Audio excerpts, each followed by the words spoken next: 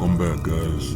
Today I have a very popular legend story. Like I mentioned before, these are one of the few stories that I will be translating from Spanish into English, La Llorona. I hope you guys enjoy. Remember to leave a like and a comment. It's a form of supporting the channel. So, among the many chilling legends that are told in Latin America, La Llorona is without a doubt the most macabre and well-known of all. This story is so popular that it has different versions in various countries, although the most prominent is the one from Mexico. First of all, it is necessary to talk a little about the origin of La Llorona. Origin that dates back to a time before the arrival of Europeans to America. The oldest Llorona who gave life to the legend lived in what is now Mexico, specifically near Lake Texcoco.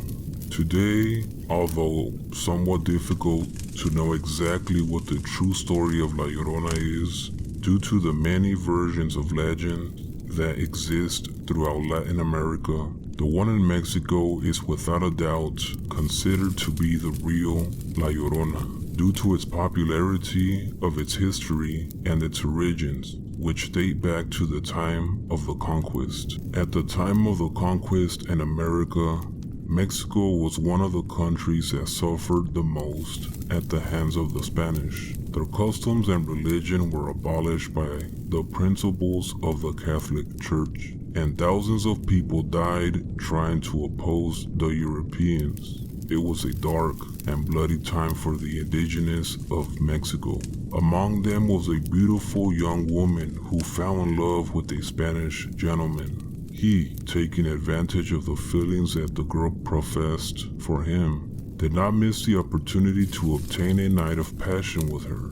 Over time, their encounters were prolonged, and the more days they spent together, the more illusions the indigenous woman had with her beloved. She knew that they came from very different customs, but she promised to convert to his religion as long as they could marry properly. They already had 3 beautiful children together, but the father could not recognize them because they did not live in holy matrimony. Every time she spoke to him on the subject, he would delay her.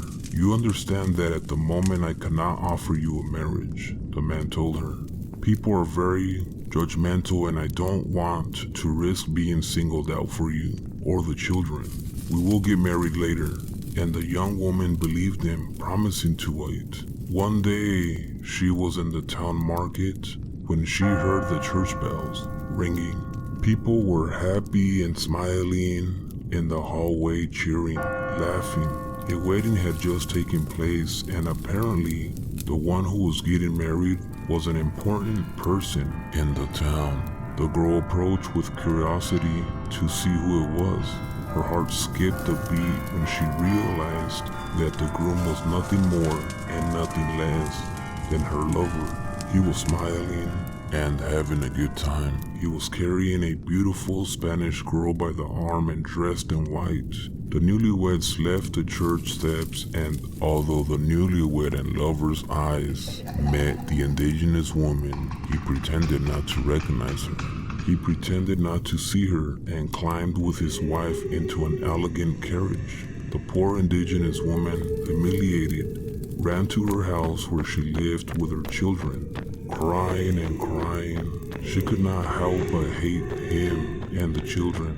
They were proof of the betrayal and cruelty to which she had been subjected. Soon after, she learned that the Spanish gentleman had returned to his homeland, where he would live forever in the company of his wife. Filled with anger and sadness, she took her children and told them that they would go for a swim at the river.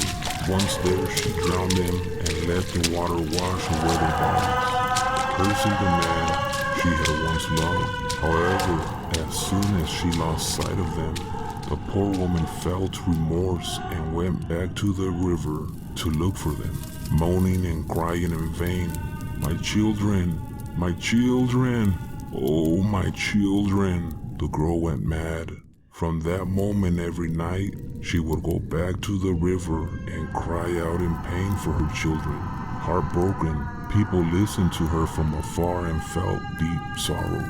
Everyone believed that the children had died by accident, although the most suspicious were not convinced, who accused her in silence.